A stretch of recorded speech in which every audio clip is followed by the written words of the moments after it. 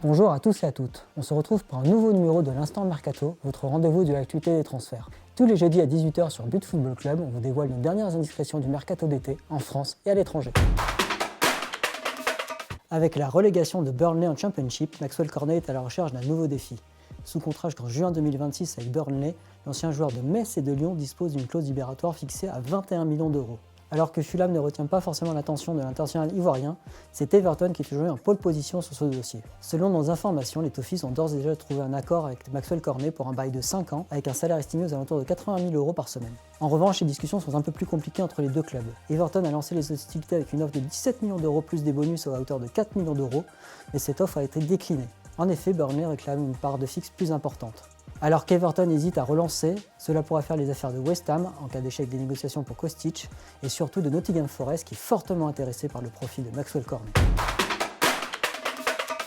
Après avoir espéré un transfert à Lille qui a finalement opté pour le Clermontois Mohamed Bayo, Ludovic Ajorc est en contact avancé avec le Hertha Berlin. Sous contrat jusqu'en 2024 avec le Racing, l'ancien joueur de Clermont a fait l'objet d'une offre de 10 millions d'euros, mais le Racing réclame aujourd'hui 15 millions d'euros pour le lâcher lors de ce mercato d'été. Est-ce que le club allemand va s'aligner sur les tarifs en vigueur? C'est le stand-by en ce moment. Une situation qui pourrait permettre à certains clubs anglais de s'engouffrer dans la brèche. Outre Leicester City, Newcastle est aussi fortement intéressé par le profil de Ludovic Ajorc. Alors que Chris Wood est une grosse déception depuis son arrivée, les Magpies envisagent de le remplacer par le buteur alsacien. Aujourd'hui, des contacts ont été lancés entre les différents clubs et une première proposition pourrait être rapidement transmise. Le club anglais étant aussi à la recherche d'un ailier qui pourrait être Barnes de Leicester. Au cours des derniers jours, on a entendu reparler de la rumeur Alexis Sanchez du côté de l'Olympique de Marseille. Celle-ci a été démentie par certains, mais nous allons vous apporter quelques précisions. Sous contrat jusqu'en 2023 avec l'Inter Milan, l'attaquant international chilien plaît effectivement à l'Olympique de Marseille. Mais aujourd'hui, la réciproque n'est pas d'actualité. Alors que les Nerazzurri lui proposent 4,5 millions d'euros pour résilier son engagement, le Sud-Américain espère toujours trouver une formation plus huppée que l'Olympique de Marseille. Les dernières discussions ont eu lieu suite au départ de Jorge Sampaoli, mais Alexis Sanchez garde une seule priorité. Dans un monde parfait, l'ancien joueur de Manchester United espère trouver preneur en Liga où il a déjà évolué sous les couleurs du FC Barcelone. Pour l'instant, les seules pistes mènent au Betis Séville et à Villarreal, mais le marché des transferts est encore long. L'Inter Milan souhaite absolument s'en séparer, lui qui a déjà fait capoter l'arrivée de Paulo Dybala, mais le joueur sort prendre le temps de la réflexion. Au cours des dernières semaines, il a notamment refusé des offres en provenance de Turquie, du Japon ou encore du Qatar. Aujourd'hui, il est donc peu probable de voir Sanchez atterrir sur la canebière. En revanche, un de ses coéquipiers garde la cote du côté du club du président Pablo Longoria, et il s'agit de milieu de terrain Lucien Agoumet. Alors que Leandro Paredes est en contact avancé avec la Juventus Turin, le club de la capitale réclamant 20 millions d'euros pour son transfert, un autre joueur parisien pourrait prendre la direction de la Serie A. Il s'agit de Georginio Wijnaldum. Sous contrat jusqu'en juin 2024 avec les champions de France, l'ancien joueur de Liverpool et de Newcastle a été proposé aux deux clubs milanais, mais c'est la Roma qui est aujourd'hui en pole position sur le dossier. Selon nos informations, un rendez-vous a eu lieu cette semaine entre son représentant et les dirigeants des Giallorossi.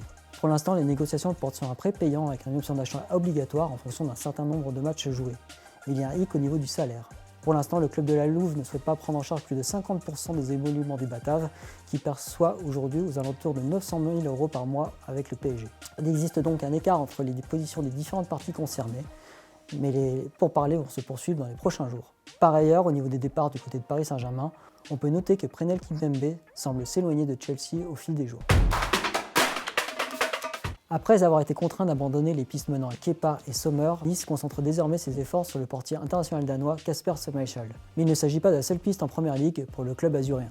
En effet, selon les informations, pour le poste de latéral gauche, des discussions ont été lancées avec l'entourage de l'international brésilien Alex Telles. Compte tenu de l'arrivée du néerlandais Malacia, les Red Devils ne comptent pas le retenir et l'ancien joueur du FC Porto est bien et bien sur le marché des transferts. Il pourrait s'agir du profil parfait pour encadrer Melvin Barr sur le côté gauche de la défense niçoise. Outre Telles, Levin Kurzawa est aussi surveillé mais son salaire pose problème. En revanche, il n'est plus question d'un éventuel retour de Dalbert, ce dernier s'étant gravement blessé au genou gauche. Par ailleurs, le gym continue d'arpenter le marché en quête de renfort offensif, Kasper Dolberg restant susceptible de faire ses valises. Comme nous vous l'annoncions précédemment, les dirigeants niçois envisagent notamment de récupérer Pléa et Thuram, mais une autre piste mène vers un avançant plus référencé sur le marché européen. Par ailleurs, dans un rôle de complément, des renseignements ont été pris sur la situation de l'ancien Toulousain Giannis Santiste, qui évolue désormais à la Spezia. Le joueur est disponible sur le marché des transferts, mais c'est Sassuolo qui est en piste suite au départ de Gianluca Scamacca à West Ham.